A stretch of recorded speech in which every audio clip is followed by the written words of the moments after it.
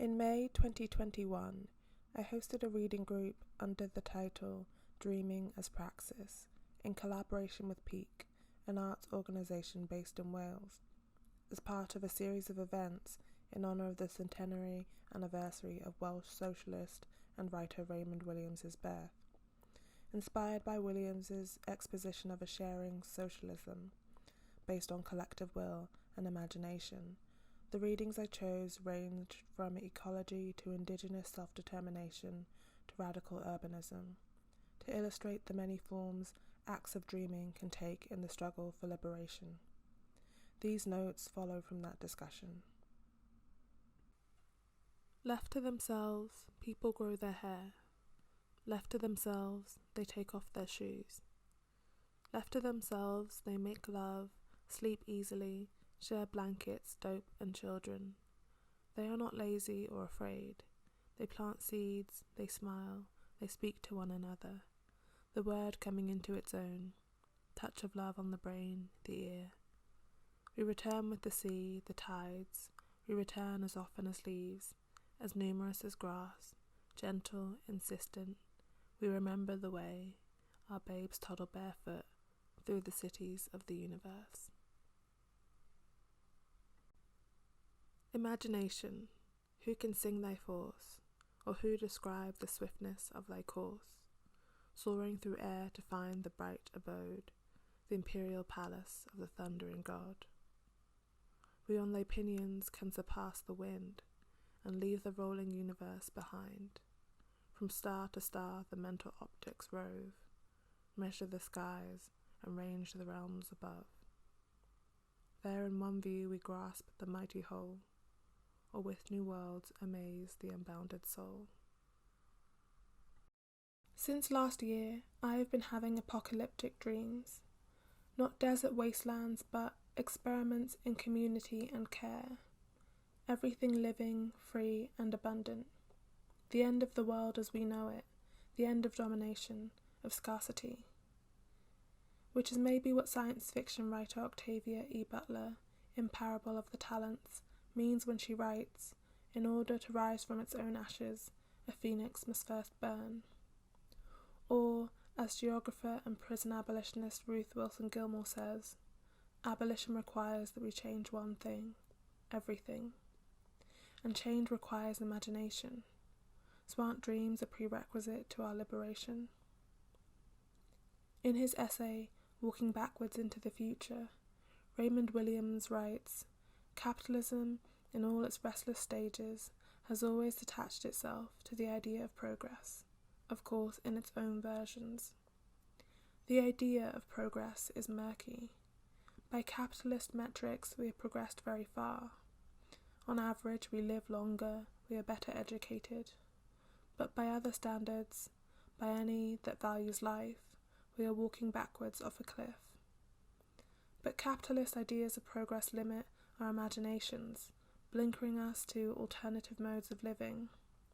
In a Do Not Eat video on radical urbanism and the possibilities of a Green New Deal, Adrienne Biller explains that our economic model, defined by the rules of neoliberalism and dominated by the logics and imperatives of finance and large corporations, is inherently extractive, unstable, unequal, and destructive. This model, and the social relations it engenders, is inherently harmful. Therefore, to make progress under these conditions means only to further refine the processes of extraction, instability, inequality, and destruction.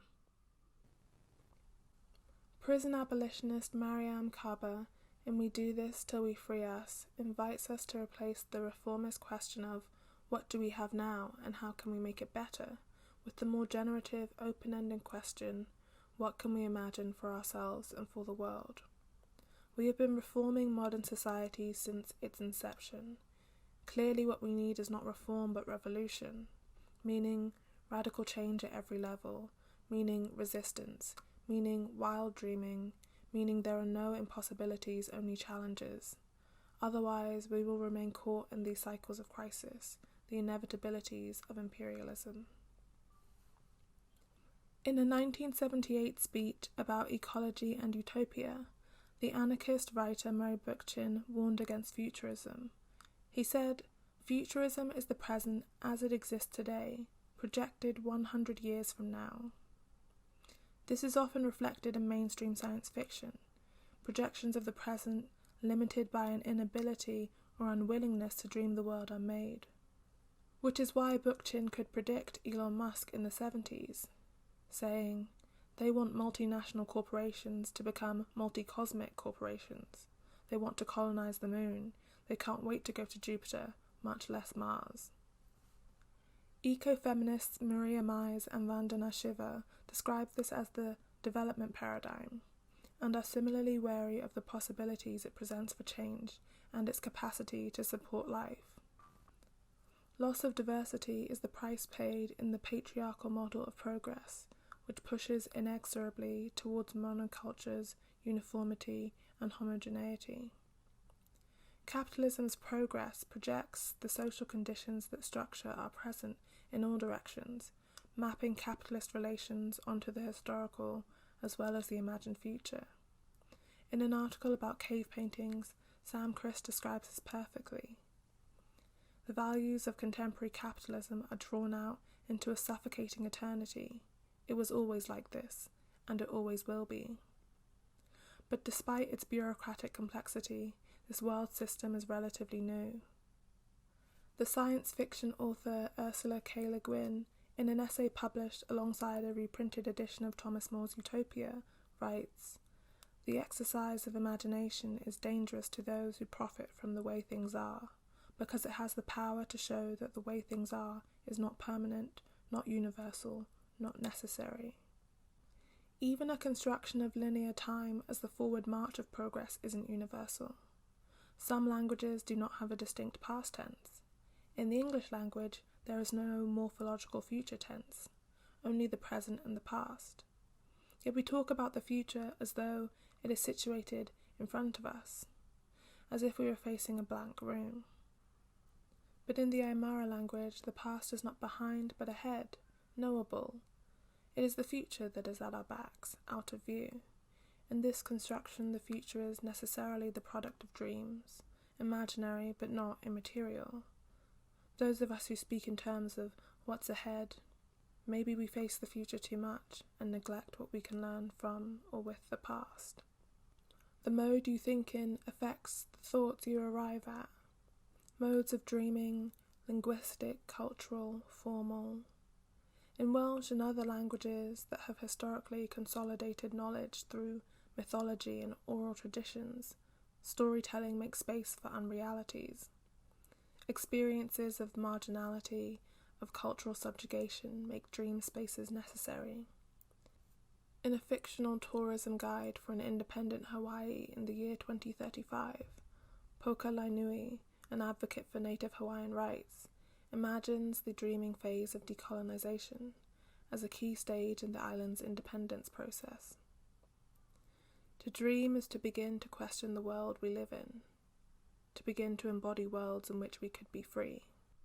The world must be remade, not destroyed, not rolled back to feudalism, not replaced with authoritarianism, but every system, every structure transformed to support all life. Williams admits, "The practical transformations that we need are immense, and their procedures will be found only in detailed, informed, and fully contemporary analysis. Yet whether we do this analysis and go on to act on it still depends on our basic ideas and on the perspectives that follow from them." When we talk about analysis and ideas towards liberation, we must be talking about dreams at scale. What we allow ourselves to dream, even as individuals, betrays the limits of our collective imagination, of possibility itself. The further we dream, the wider the possibilities we open to ourselves. In Freedom Dreams, the Black Radical Imagination, historian Robin D.G. Kelly writes, "The hard work of changing our values and reorganizing social life requires political engagement, community involvement, education, debate, and discussion, and dreaming." Even now, at what feels like the end of the world, people are experimenting with dreams. What is a community fridge or a proposal for a national food service, if not a dream of a world without hunger? What is a group of mothers claiming homes for their community, if not a dream of every person housed? What is decriminalisation of sex work, of drugs, if not a dream of a world without police or prisons? Without state violence, a dream of abolition? What are calls for universal basic income, if not dreams of a world where we all have enough? And ahead or behind us now, we have an equally ambitious historical task. The consequences of racial capitalism are manifest in the destruction of our planetary ecosystem. Bookchin said that we will not end the climate crisis without ending all other crises. The attitude that we've had towards nature has always depended on the attitude we've had towards each other. The uprisings of summer 2020 and the sudden entry of prison abolition into popular political discourse convinced me that all students of liberation, anyone who wants the world to be better, must be a dreamer. It is our duty to dream widely and wildly. We must imagine and demand things that at first sound impossible. Gilmore describes abolition as a theory of change, a theory of presence, not absence, not destruction, but creation. Dreams are transformative. It is a disservice to ourselves to describe the revolutionary potential of the imagination as exclusively internal. I have to believe that our most innate quality is not domination or destruction, but creation. And I have to believe that everything is within our power. After all, these systems of oppression, everything that exists today, is the product of human action. Meaning everything that will exist tomorrow must also be the product of our actions. The dream must be collective. Kaba says, everything that is worthwhile is done with other people. And Williams's idea of sharing socialism asks us the question, is life an arena in which individuals should strive to improve their own conditions, or is it a network of human relationships in which people find everything of value in and through each other? If we find ourselves in an arena, must we stay there? To change everything, we have to dream of everything first. Start with the world we want and walk backwards. Another world is necessary, and it is possible, so we have to pursue it, no matter how far away or impractical it seems.